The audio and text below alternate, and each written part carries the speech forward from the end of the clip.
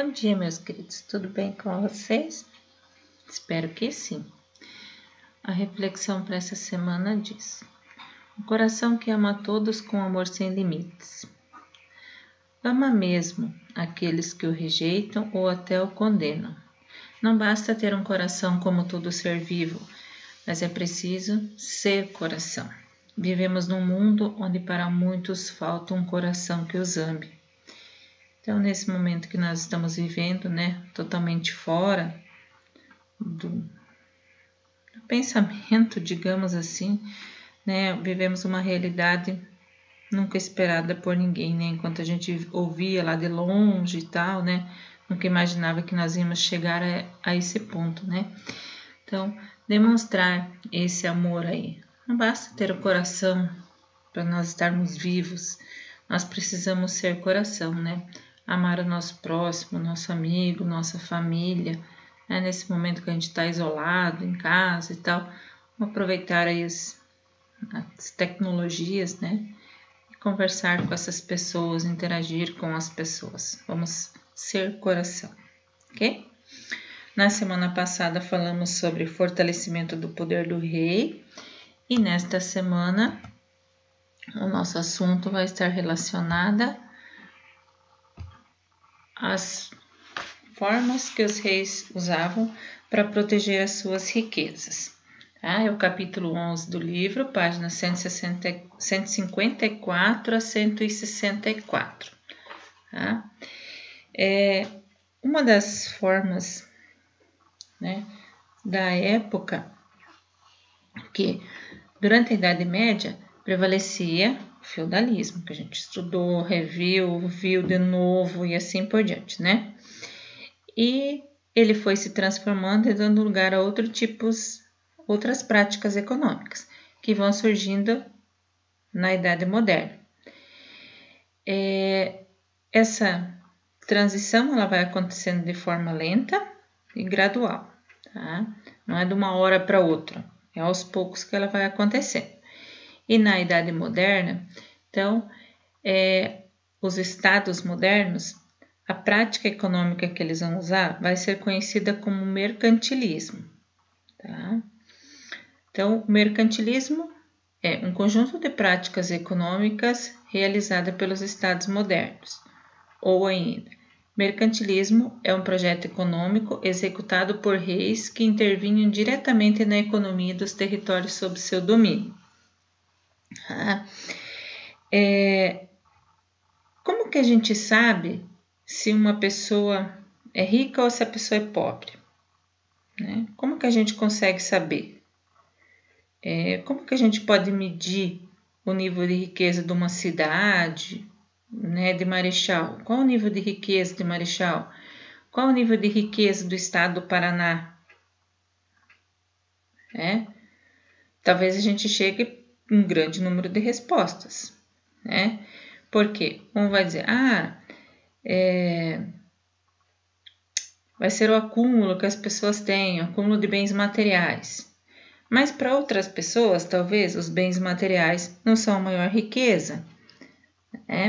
Então, a gente pode surgir aí diversas respostas para isso. Hoje, os recursos de um estado, eles vão ser medidos o quê? Pela quantidade de bens que produz e pela reserva de dinheiro que ele tem. Ou seja, a quantidade de coisas que o estado do Paraná vai produzir e a quantidade de dinheiro que o estado tem como reserva.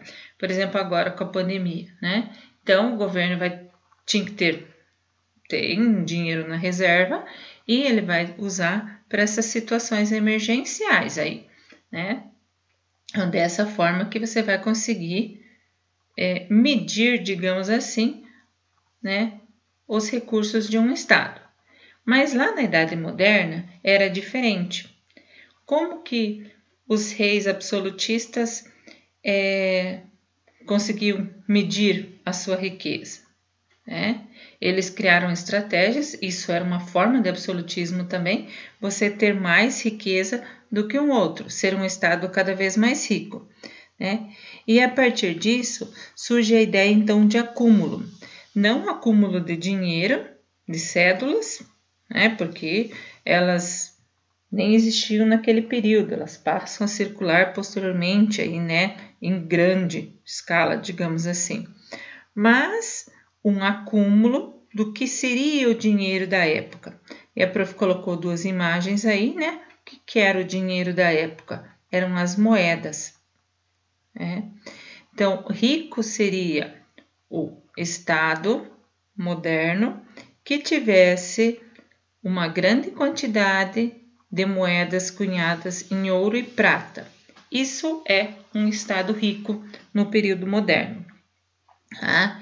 E essa característica de você ter muito ouro e prata nos cofres ficou conhecido como metalismo. Tá? E aí, conforme os países da Europa receberiam aí outros nomes, né? Mas o mercantilismo, uma das características é metalismo, juntar muito ouro e prata nos cofres. Como aumentar a riqueza desse estado? Como conseguir cada vez mais metalismo, né? Como conseguir mais moedas? Então, uma das formas criadas pelos reis modernos, do Estado moderno, vai ser o protecionismo. O que seria o protecionismo? É criar medidas, né, que vão favorecer a economia do próprio país. Por exemplo, proíbe a venda de ouro e cria regras que estimulam a exportação e dificultam a importação. Isso é uma forma porque se eu exportar, as minhas moedas vão para outro país, tá? Se eu importar, né? Aí, a moeda que está aqui, vamos pensar assim, Marechal é um país e Quatro Pontes é o outro país. Então, para o país aqui, Marechal, ser rico, ele não deve ficar comprando produtos de Quatro Pontes. Por quê? Porque daí todas as moedas de Marechal vão para Quatro Pontes. O importante para ele é que Quatro Pontes, por exemplo, compre os nossos produtos. Vamos exportar para Quatro Pontes. E aí vai vir moedas para nós. Tá? Então, uma das características para aumentar a riqueza dos estados é o quê? Protecionismo. Criar regras para, né, controlar a entrada de produtos estrangeiros. Proibir a entrada de produtos estrangeiros. Agora nós estamos sem, né, o Paraguai aí está com as fronteiras fechadas e tal. Mas antes disso, nós poderíamos ir para lá e comprar $300 em mercadorias, né? Isso é uma forma de protecionismo também, né? É uma forma de controle de alfândega. Porque se pudesse trazer qualquer valor de lá para cá, ia acontecer o quê? As pessoas iam lá, se existisse o livre comércio, ia trazer as coisas para cá, porque lá ia ser muito mais barato e acabava quebrando a economia, por exemplo, do nosso município. Então, uma forma de proteger, né, é evitar que se traga por livre demanda, pela quantidade que você quiser, tá? Porque aí o nosso dinheiro vai parar lá no Paraguai e não fica aqui dentro do país, tá? Essa medida protetiva, esse protecionismo, vai gerar o que está representado aí nesse desenho. Esse desenho, preste bem atenção que a atividade da semana vai estar relacionada a ele, tá? Esse desenho está representando uma balança comercial favorável. Quando se tem uma balança comercial favorável? Quando você exporta mais do que importa, né? Qual lado da balança está mais pesado? O lado da exportação. Significa que eu vendi muito mais do que eu comprei. Então, as minhas moedas de ouro e prata vieram para o meu país e eu não mandei elas embora do meu país, tá? Então, exportar é eu vender algo para outros países e eu importar significa eu estar comprando desses outros países. E aí, para o período dos estados modernos, as moedas vão embora e o país fica pobre. Como que os reis protegiam as suas riquezas? Os reis, com o enfraquecimento dos senhores medievais, os reis se tornam a autoridade máxima. Lembram lá, né? Senhores absolutistas. E aí, eles vão fazer o quê? Vão fazer alianças com a burguesia. Ele vai dar segurança e facilitar o comércio dos burgueses. Em troca, os burgueses vão pagar impostos para o rei. E dessa forma, ele acaba conseguindo cada vez mais recursos, né? Eles se tornam aliados, então um ajuda o outro. Essas riquezas protegidas e tal, né? Acúmulo do ouro, uma balança comercial favorável, a manutenção das colônias, o monopólio comercial entre elas, vai fazer o quê? Surgir o mercantilismo comercial e marítimo. Tá? Os portugueses e os espanhóis tinham dinheiro e eles acabam sendo pioneiros na expansão marítima. Mas eles não eram os únicos que foram para o mar, né? Os ingleses, eles também praticavam o que ficou conhecido como mercantilismo comercial e marítimo, tá? Eu vou fazer comércio e vai estar relacionado com o mar. O que os ingleses faziam? Eles compravam produtos baratos numa região e vendiam por um preço muito mais caro em outra. E usava a frota naval para transportar essas mercadorias, realizando uma espécie de frete. Tá? Aí o que acontecia? Eles vão... O inglês Oliver Cromwell vai criar em 1651 os atos de navegação. Pelos atos de navegação, acontecia o quê? Todas as mercadorias que circulassem no comércio marítimo, ou elas eram transportadas por navios do país de origem, tá? Ou por navios ingleses. Dessa forma, ele ia acabar enfraquecendo os holandeses que estavam aí começando a despontar, tá?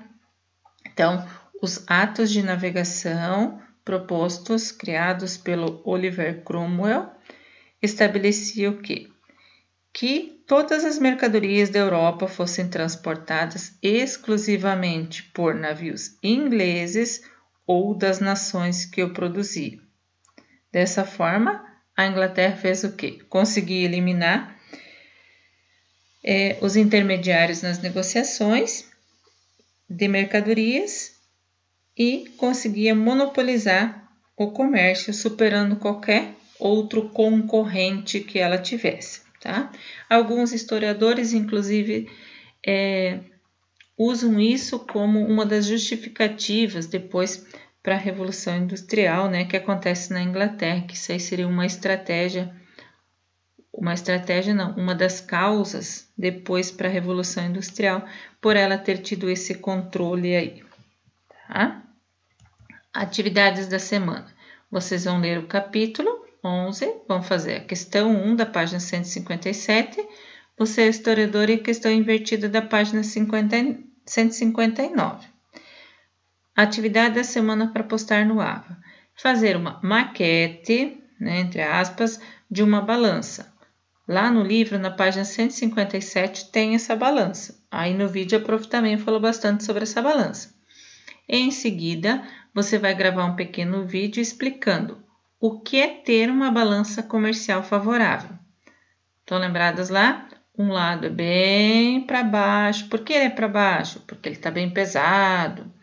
Então, é essa a atividade de vocês dessa semana. Demonstrar essa balança comercial favorável, tá? Crie aí com sucata, com algumas coisas, a prof quer ver, porque vocês estão super criativos nas atividades de vocês, a prof está amando, tá? As tarefas que vocês estão fazendo e postando lá no AVA para prof. Ok, galera? Uma boa semana para vocês.